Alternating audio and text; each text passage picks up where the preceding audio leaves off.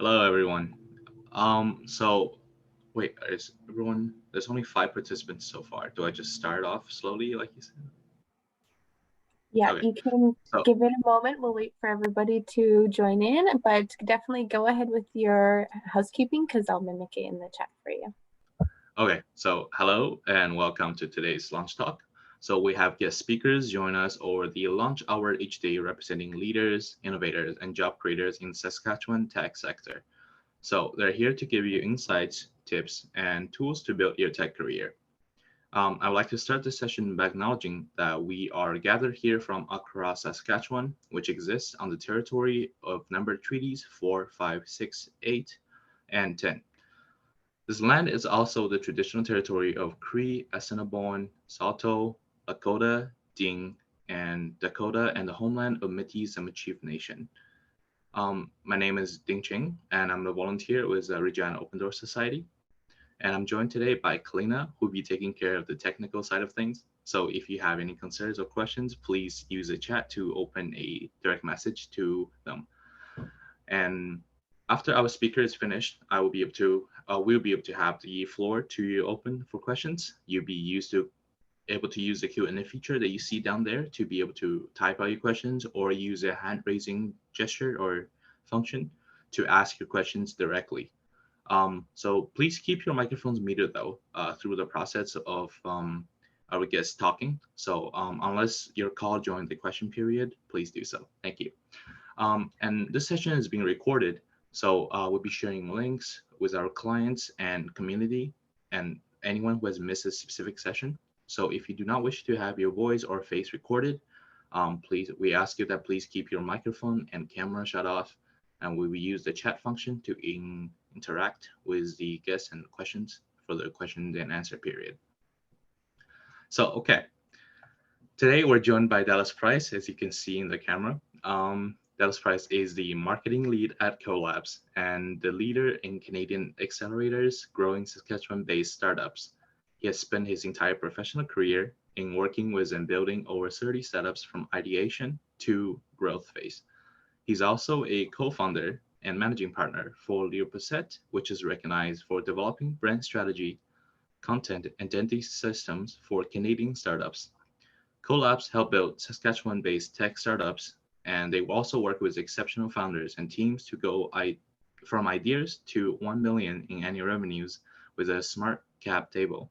CoLabs has also worked with over 130 startups, leading over the 20 million in revenues gathered in well over 11 million in venture capital raised. And this is Dallas Price, everyone. Well, thank you very much for the introduction. Happy to be here, everyone. I am very excited to give kind of a brief overview of CoLabs, dive a little bit into the Saskatchewan tech ecosystem, and of course, share a little bit about myself and some humble brags. So let's start off with CoLabs. We're Saskatchewan's tech incubator in Saskatchewan. There's now Cultivator as well, so we share a little bit of the spotlight. But for the record, we were first. So a little bit about myself to start. I newly run programs. I took over marketing about a year ago and took over programs this week. So that's going to be a very exciting shift for myself. You can reach me at dallas@colabs.ca if you have any other questions. And I'm going to start by sharing a little bit about my own journey. So I'm not originally from Saskatchewan. I'm originally actually from Winnipeg. Made this shift out here last year, had a brief stint in Vancouver for a little bit. But coming out of university, I was really interested in tech. I found Startup School from Y Combinator on a podcast, and I listened to Sam Altman and Paul Graham talk about tech. And I was like, man, this is exciting. This is what I want to do. I want to get into tech. So I started looking at tech startups, and the startup that was most interesting to me for some reason was Slack. It was kind of getting hot at that time. I really liked their color palette. I was like, I want to work at Slack. So I didn't really have a plan as to how I was going to go about that. So I was like, I'm going to get a job at Slack though. So what I started doing was going on LinkedIn, because that seems to be the first step in any job search. I added anybody from Slack I could find, applied for basically every job at Slack, and just worked really hard to try and get a job at Slack. Of course, I didn't get a job at Slack because I frankly didn't really know anything about tech, had no real connections, and didn't really have the skill set necessary to really start working in tech. So that led me to my first professional endeavor, which was starting a marketing agency called Leo Press. With Leo, we were a design agency. We started out as a bit of like a full stack marketing agency, eventually figured out what we like to do. And that's how I kind of shifted to starting working exclusively with startups. And that's really how I got my break in tech, was actually I created my own startup, which was Leo. And that got us to work with basically 30 to 40 startups over the last 4 years, which then eventually led me to Co.Labs, where again, all I get to do is work with startups. All I get to do is work in the tech sector. And that was a little bit about creating kind of your own opportunity. And with tech, it seems like there's a million ways to get in, but there's never really a straight path. So keep that in mind as we're going through this and as you're going through your own journey. I'm going to share a little bit about the tech ecosystem, how I got there, how others have gotten there, but really everyone has their own journey. It's an exciting time. It's an exciting space. But there's a lot of different ways you can get in, and a lot of it isn't just applying online for job descriptions. So I'm going to try and go a little bit into all the different ways people get into tech. So first, I'm going to cover a little bit just on CoLabs, who we are, what we do, how we might be able to help you or help somebody you know. Then I'll dive a bit into just the Saskatchewan tech ecosystem as a whole, some of the people you need to know, some of the government parties, academia. And then I'll try and get a little bit into how do you actually get involved in tech? How do you break in? How can you get into meeting the right people, getting to the right places? And then, of course, I got a little bit of self-promotion for some of the events we have coming up at CoLabs. So a little bit about CoLabs. So we work with high potential and high performing founders to take their technology from idea to $1 million in annual recurring revenue in under 3 years with a smart cap table. So CoLabs has existed for just under 4 years now. And the whole idea was that building a tech startup is an extremely difficult process. By nature, a tech startup is building something that has never existed before. If you look at Google or Airbnb or Facebook, these were all essentially new ideas or a new spin on a new idea. And it was basically building something from the ground up. Frankly, you're not sure if it's going to work because people have not paid for that product yet. People have not used that product yet. So basically, you're building something in the hopes that people will want to use it. Of course, there's steps to de-risk it. There's steps to make it easier. And that's kind of what CoLabs is here for. Basically, we try and help you figure out as quickly as possible whether your idea is viable and whether it actually has a chance of taking off, and hopefully reducing the amount of resources and time we spend to figure that out. And a very important note about CoLabs is we're an independent nonprofit, so we're publicly and privately funded, and we take no fees or no equity ever. So if you ever see an event or one of our programs and you're wondering how much does this cost, it's $0, and we take no equity as well. So a little bit about what we actually offer. So there's 3 main functions of CoLabs. There's our programming, there's our connection with mentors, and then there's our fostering of the community. So with mentorship, basically we have between 100 and 150 individuals who have been there and done that in tech. So these might be heads of marketing at 7 Shifts or VPs of design at Vendasta, or people out in BC or the States, or we even have a couple from Tokyo, which was something I just figured out.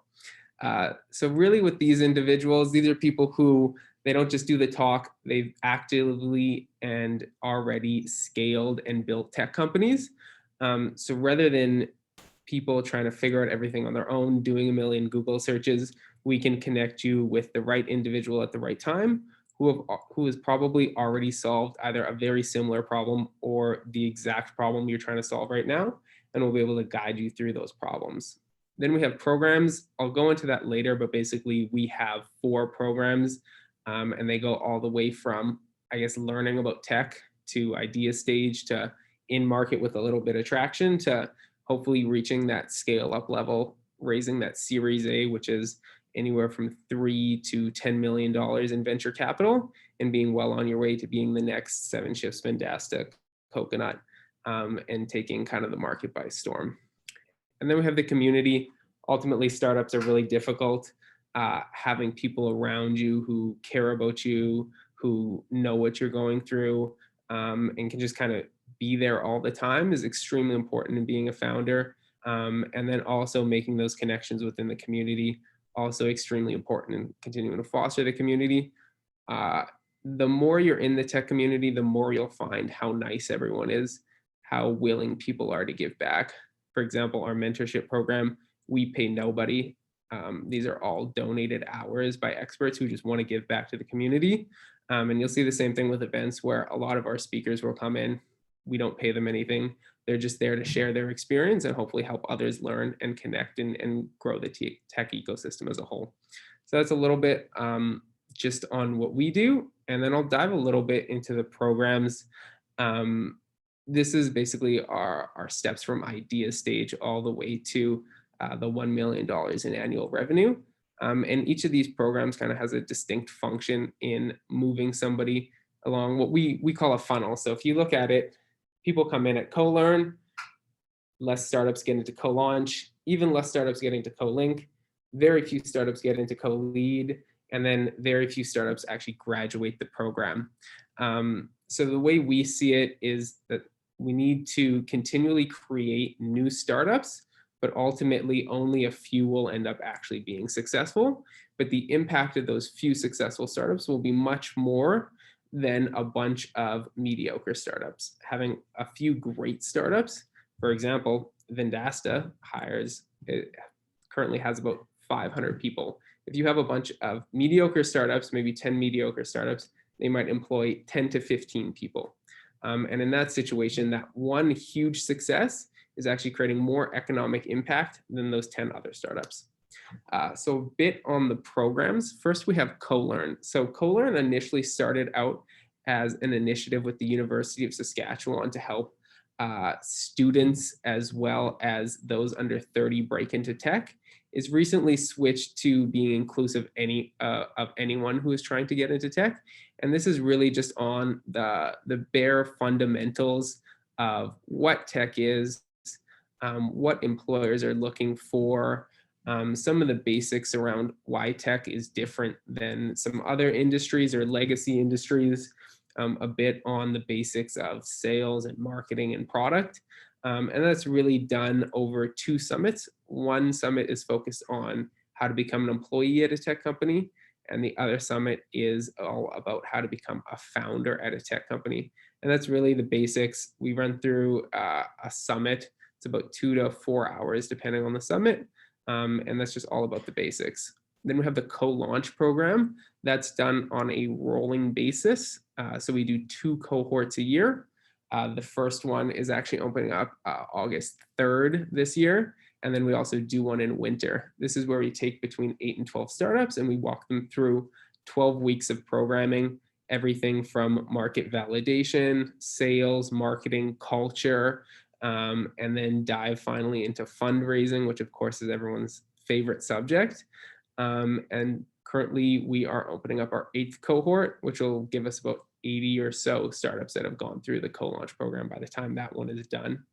I'll also hint more on that later about if you're interested in CoLaunch. I'll give you some tips on what you might want to do to get into CoLaunch this year.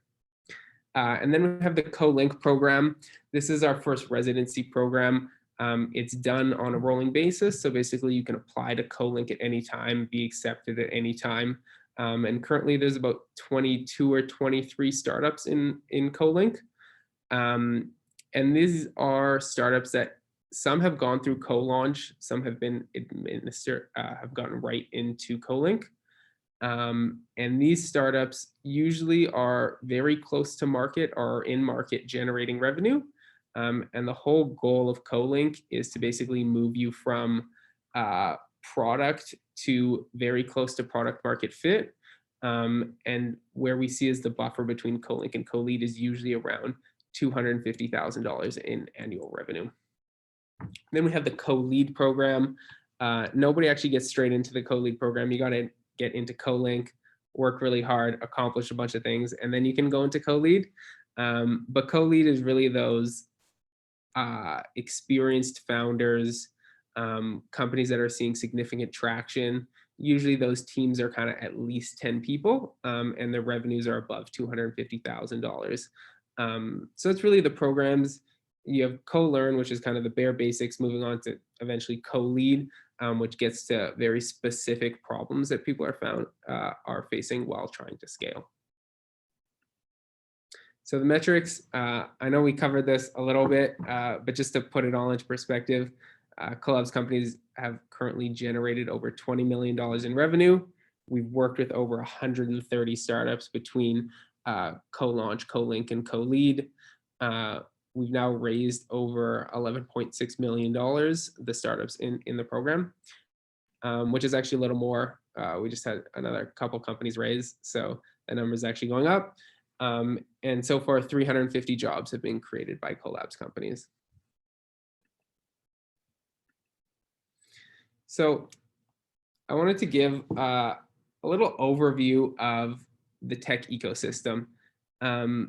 Every ecosystem is a little different. I've noticed that from my time in Winnipeg, where that was actually dominated by two main players, which was like Skip the Dishes and Bold. And then in my time in Vancouver, there was definitely some massive scale ups as well, but there was kind of a lot more companies throughout the entire funnel of moving from startup to scale up to like looking at an IPO. So some of the startups I want to highlight here, I'm sure I'm going to miss a bunch. There's probably 40 or 50 startups I could have put on this list. I picked 8. Sorry, I picked 7 because I just thought these were the most interesting startups. Forgive me if I missed you. So first off, we have Prairie Robotics. They're using AI to detect basically waste in recycling bins. So on a home-to-home basis, they're able to basically monitor which individuals are recycling improperly. So super cool technology. They've gotten quite a few government pilot projects. They also just raised $690,000, I believe, last week. So that's a super exciting time for them. They are a couple of grinders and work extremely hard. Then we have SolisGuard. This is, again, one of my favorite startups. They basically do a panic button for at-risk individuals and remote workers. So if you could imagine you're a security guard working in a factory at the middle of the night, and somebody approaches you, rather than having to call 911, you can just press a button and it'll either dispatch out to another individual or to 911. Then we have Immigrate. This is one of CoLabs' fastest growing startups.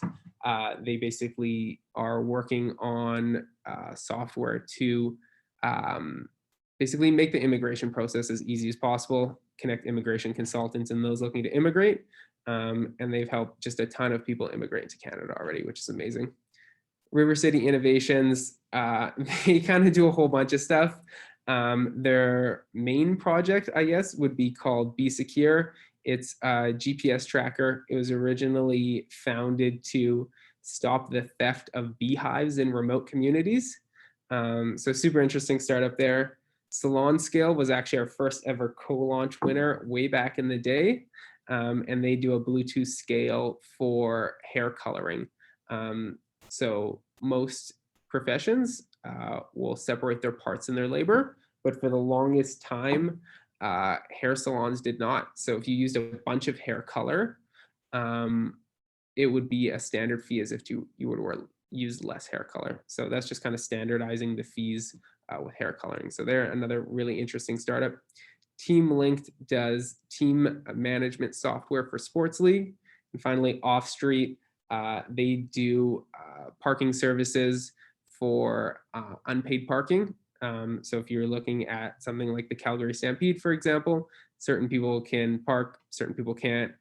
They have a software for ensuring that people aren't parking where they're not supposed to park. Finally, the scale ups. So this has gotten kind of a lot bigger recently. We've had some really noticeable companies move into the scale up stage recently. Kind of the OG of tech startups in Saskatchewan was Mentor Graphics. They've been around for a long time. They started out as a company called Solido. They were eventually acquired. They were actually the largest acquisition in Saskatchewan history. And then they were bought by Mentor Graphics, which I believe was bought by Siemens, or is a Siemens business. And then we have Coconut Software. This is a scheduling software for mainly credit unions. 7 Shifts is actually another scheduling software. This is for the restaurant industry. Vendasta is a white label platform for selling software. Tiny Eye is remote therapy services. And then probably the 2 newest scale ups I would consider in Saskatchewan, My Comply is in the construction industry, and Precision AI, another really cool company, is doing basically spraying chemicals on plants for agriculture. And in that situation, they're using drones. So they're actually drastically reducing the amount of herbicide needed for agriculture. So that's the scale ups in the industry. So now I really wanted to talk about, like, so you know some of the startups, you know a little bit about, you know, CoLabs and the organizations, but like, what are the actual ways you can break into tech in almost any market? So really there's 3 solutions. There's your startups, which is anywhere from like 0 to 50 people. You have your scale ups, which is usually they've raised a decent amount of money. They're probably 50 people plus. They have product market fit and they're scaling rapidly. And then the third option, which people don't think about too much, is being a founder and building something yourself. So I'll break each of these down a little bit, and kind of what the benefits are, what the negatives are. So working at a startup is extremely interesting because it's extremely entrepreneurial. Coming on as probably one of the first 5 devs is very similar to founding a company. In that situation, you almost end up doing everything as well. You're going to be running on just an extremely lean team. So if you think you're just going to do one function of this really small startup, it's probably not going to happen. You're going to end up working on a lot of the aspects of the business. It's going to be very fast paced, and ultimately there's going to be a lot of problems to solve, and you're going to be one of the individuals solving that problem. So that's a little bit different than working at a scale up. With a scale up, they already generally have product market fit. They kind of have a clear direction. And in doing so, your job will basically be more clear as to what you're going to be working on. They also are relatively well-financed. And in doing so, they are able to give back more to their employees so they can do more in-depth training. You'll probably have a longer onboarding time. You'll have more resources available for your training. So if you're an individual who needs to brush up a little bit on your technical skills, maybe there's a new language you're learning, or just some more skills you need to develop, a scale up might be a better focus. And also, if you're one of those individuals who just loves to code, you just want to sit there, you want to do, you want to code all day, that's perfect for a scale up. They have people in marketing and operations and sales who handle all that other stuff. They have product teams, they have people doing market research. Your job at a scale up, 90% is just coding. And then finally, becoming a founder. So being a founder is, you have complete freedom. Ultimately, it's on you. You are the one setting the path. You can build anything you want. You answer essentially to nobody. You've raised some money, you probably start answering to some VCs or some board members. But in those early days of being a founder, you have complete freedom. With that freedom, though, you also have less support. You don't really have other people to lean on other than the community and others around you. But for the most part, you're making the decisions. it's your idea, it's your product. You might have a co-founder who you bounce a lot of stuff off, but in that situation, a lot of the work is going to be on you. And then for work-wise, you're for sure going to be coding a lot, but you're for sure going to be doing a lot of everything else. You're going to have to work into sales, you're going to have to work into operations, marketing, recruitment's going to be a huge part of your job. So if you want to go look at founding something, you have to make sure that you're willing to do everything. Do everything that is required of you, a mix of all the different activities related in building a startup. So you're going to have to talk to users, you're going to have to do some sales, you're going to have to lead the product direction.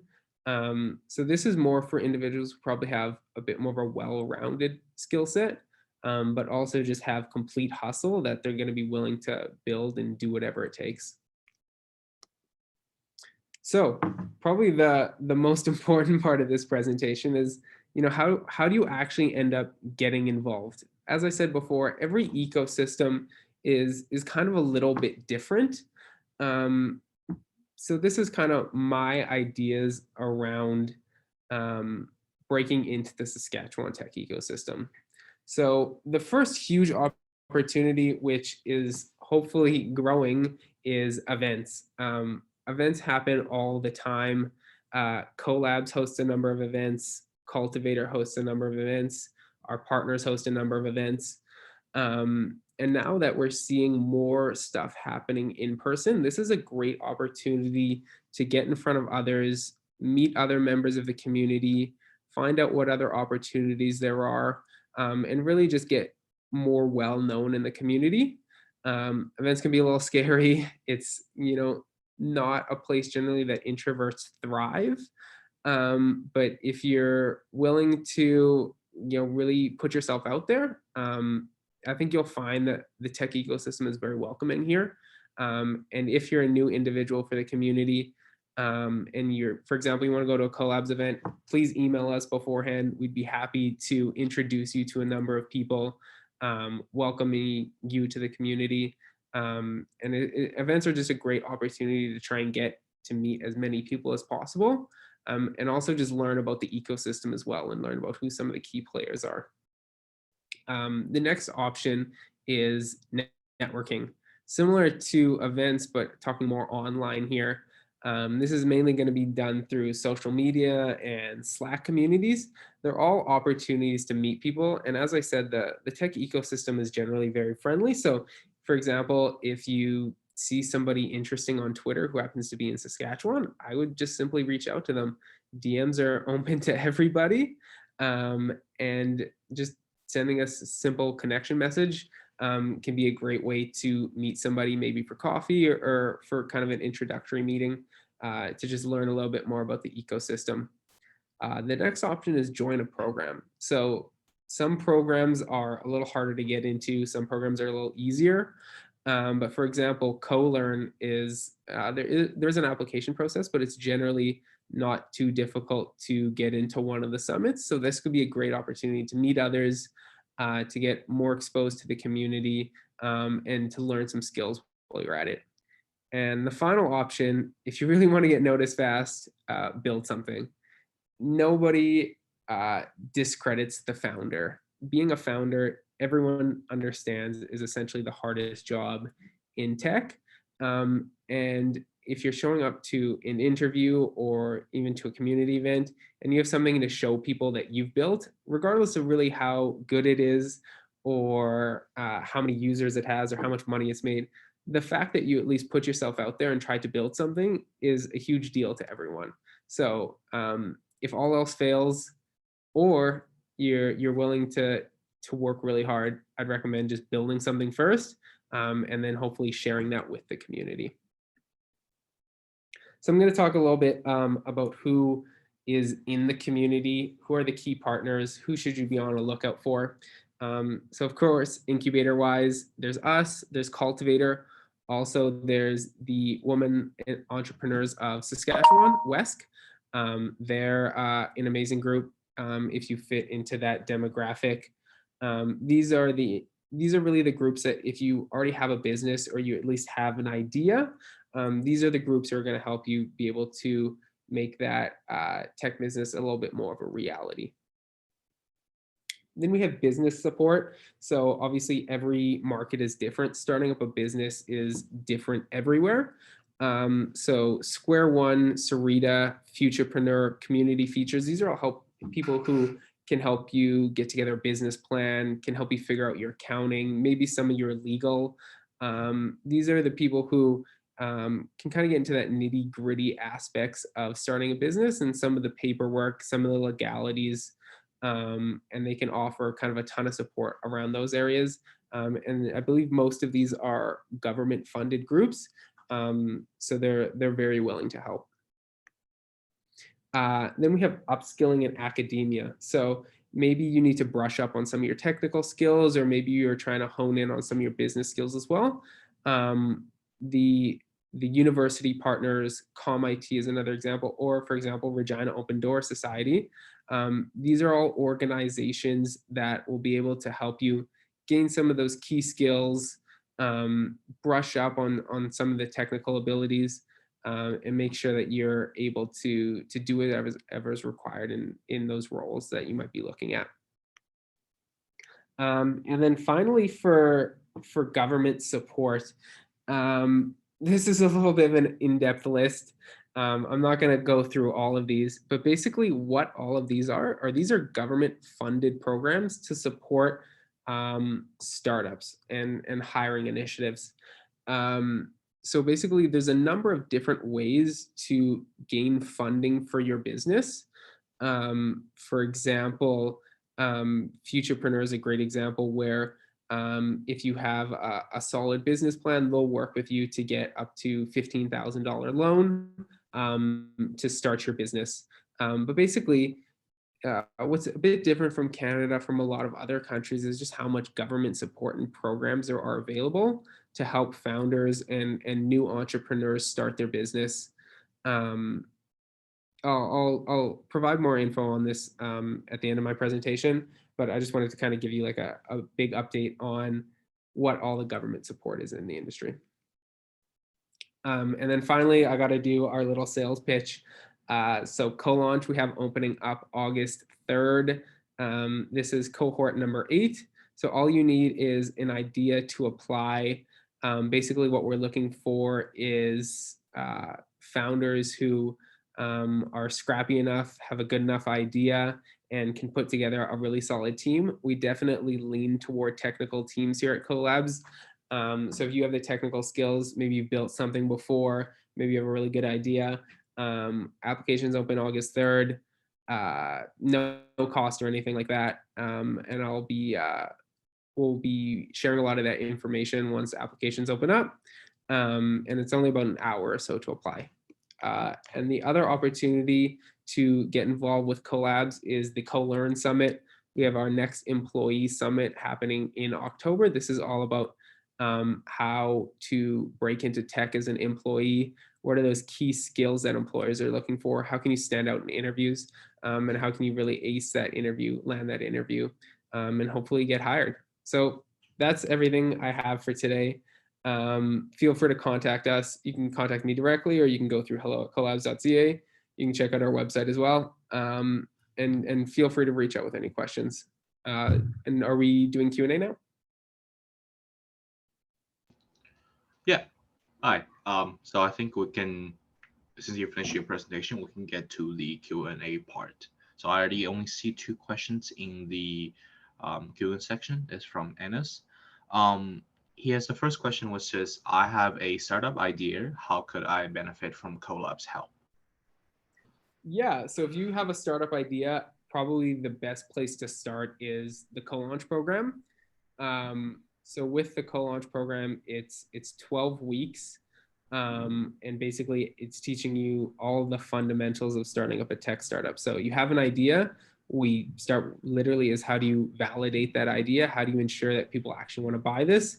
Then we start working into sales, marketing, culture, hiring, kind of all the aspects of what's needed to start a tech company. And at the end of it, you get to pitch for $20,000 if you're selected.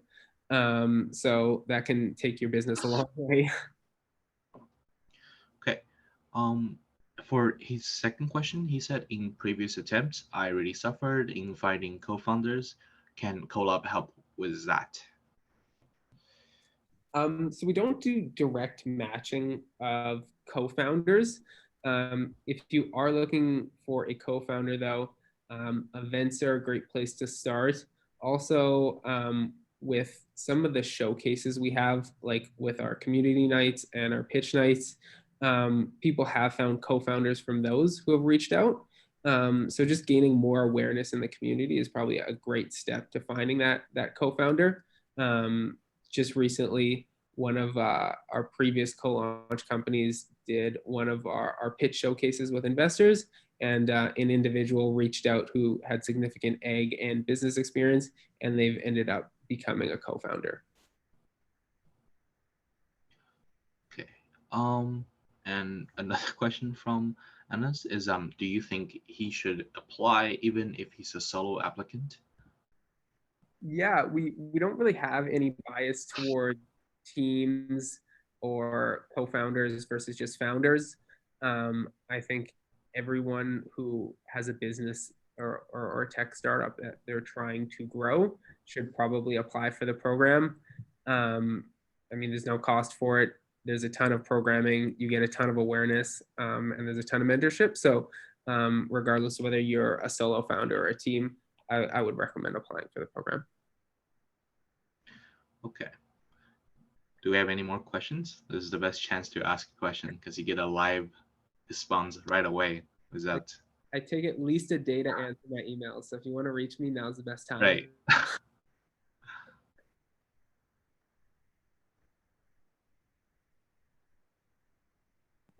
Anyone? I will just chime in maybe while somebody might be thinking or typing. In the meantime, I was wondering, I know it can be a little nerve-wracking. Like, my familiarity with the world of startups really started with like watching shows like Dragon's Nest or Dragon's Den and stuff like that. And that's kind of like the time I ever started to think about that until I learned more about what kind of startups are happening in Saskatchewan. And that really excited me because you have like a team to root for now. And I remember like someone from my high school started their own company and now they have a really thriving business. And then like just getting to know that like now multiple people from my old high school have like joined the world of startups and have like their own thriving businesses. What do you think are some of the like advice you can give to people who might be hesitant about job security going into the world of startups? Because it might not be, you know, when you're raised to think about getting a job in tech, it might be a little intimidating to think of joining a startup world. Do you have any advice for people like that? So yeah, I guess there's kind of two ways I could look at this. So I'd say there's not really job security in most positions nowadays. I mean, between COVID and how quickly technology is changing, I'm not really sure how secure any job is. Definitely, though, I would be doing a disservice if I didn't acknowledge that tech startups are inherently risky. And if you do need something very secure, if taking a huge amount of risk is not a great idea for you, it might not be the best idea to join like a super early stage startup. I might look at then like a scale up rather than a startup, or maybe a legacy industry as well. Like if you look at like Vendasta or Seven Shifts, like they're so well capitalized that they're really not overly risky endeavors anymore. But yeah, like joining a very early stage startup can be a very risky process. And if you know you need a job for the next 6 months, that might not be the best place to look. But ultimately, you need to look at, you know, what each startup is, whether you think they're viable, how well capitalized they are, and decide whether that's the right position for you.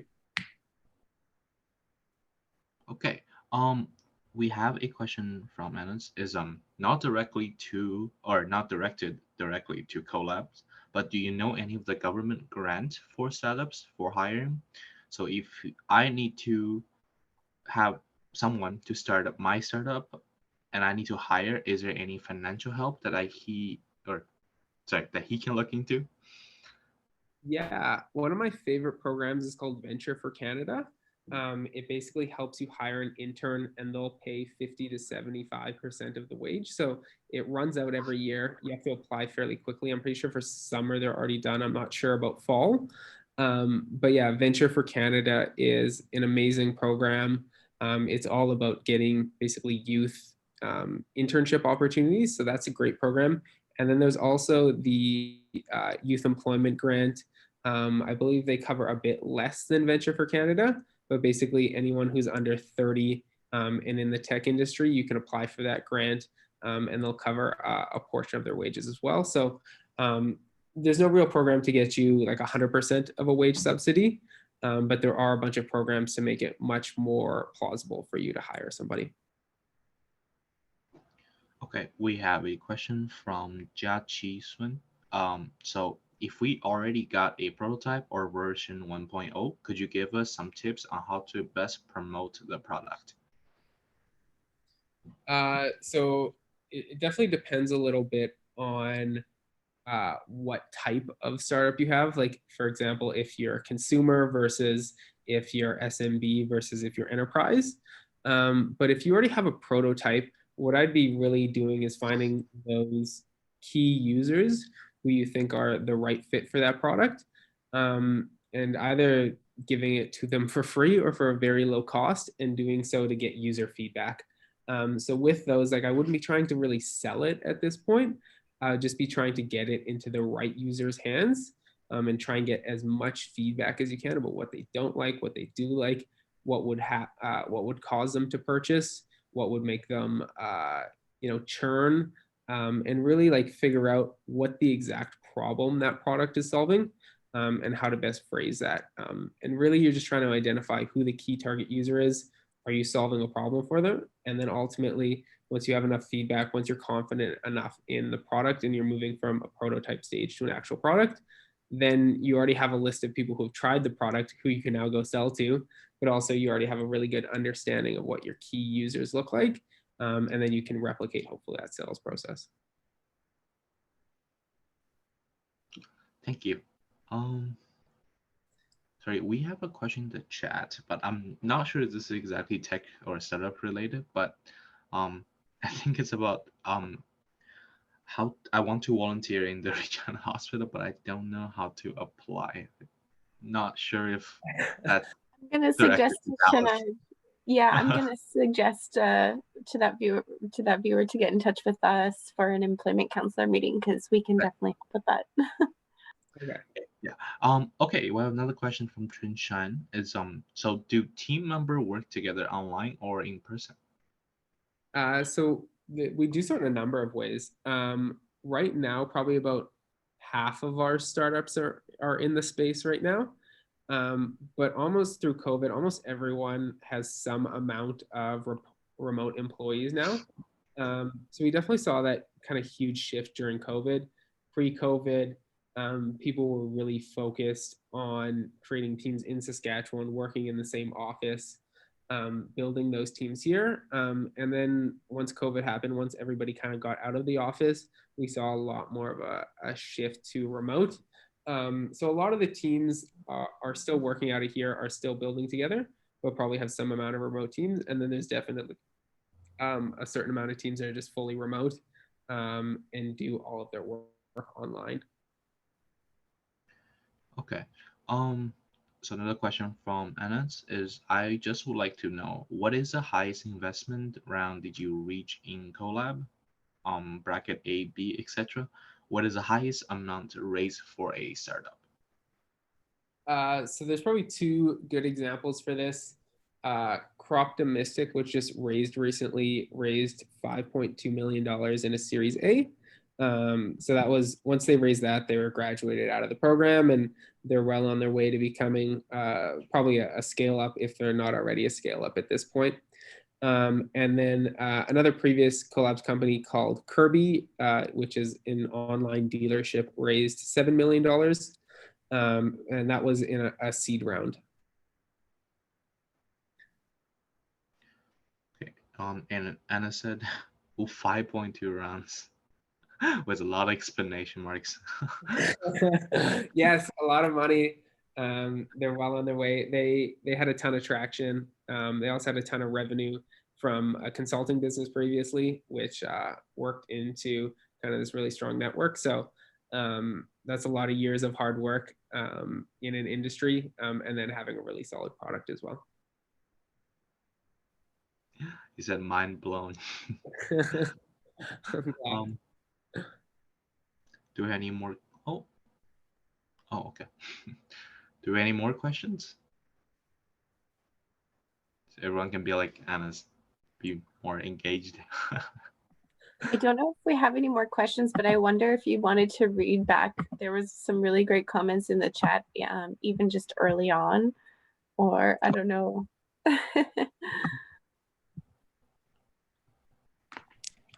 I think it was Anis again shared something at the beginning. Oh yeah, right. He said, so 10 years ago, they would never go on a ride with a stranger. Today, you would have your phone and make a magic request to the cloud. So some person you never meet takes you to a place that none of us ever been to. I think he's referring to like Uber, right? Or like a Uber, taxi. Uber, Lyft, Didi. Yes, big fan of Uber. Might have I'm sorry for pronouncing your name wrong. I think it's Antony or Antony. Sorry. He said, "My name is Antony. Glad to be learning from Dallas today." It's great. Glad you can tune in. Julian said, "Thanks for the shout out to Rods during your presentation." Let's see. Okay, yeah, that was comments we had. Well, thank you very much for having me on. Again, feel free to reach out. Thanks so much for Open Door Society for hosting this. And everyone, feel free to stay connected and make sure you apply for CoLabs next events. Okay. All right. Well, thank you, everybody. Bye. Yeah. Okay. And thank you everyone who joined us today for over the lunch break. So please remember though to keep up to date with the tech skills showcase through the Slack channel that we usually do. So tomorrow though we'll be joined over the lunch hour by Ren Tessier from SAS Polytech. So in addition, we'll be hosting another networking event at 10:30 tomorrow morning, featuring some past tech skills TSS competitors. They have some memories or advice to share with our current participants. And in the afternoon tomorrow, we strongly encourage anyone interested in the tech sector in Saskatchewan to join us for a knowledge cafe. So this cafe is like a participatory event designed to bring us together and answer some big questions about the sector, current trends, potential gaps, and dreaming big for the future and of the tech in the province. So the knowledge gathered in this event will help both the newcomers, tech professionals, and also the current tech leaders and service providers and policymakers to build capacity and support sector growth in the province. So this event will take place via Zoom tomorrow at 1:30, so make sure you don't miss it. And again, thank you, Dallas. Thank you, everyone, for coming. Thanks so much. Thank you.